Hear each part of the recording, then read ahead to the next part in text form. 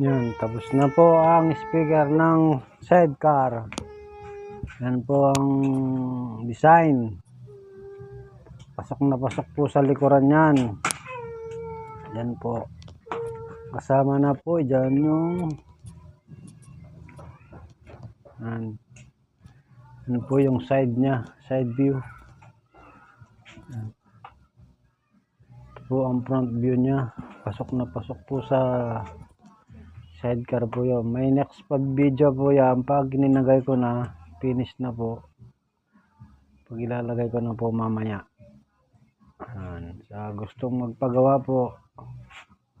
Yan. Sa may motor na sidecar. Yan. Pang malakasan po to. Sub. Size 12. 500 watts ang isa. Dalawa po yan. Dalawang 700 watts na tweeter, 8 ohms, dalawa po yan. Saka isang mid 120 watts mid center.